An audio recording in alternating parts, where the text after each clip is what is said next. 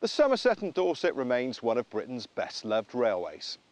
Despite its many operational challenges, mismanagement, neglect, and the fact that the majority of its total mileage was single track, it remains extremely well known today, although it closed back in 1966 when the line, disparagingly referred to as the slow and dirty, became the sabotaged and defeated.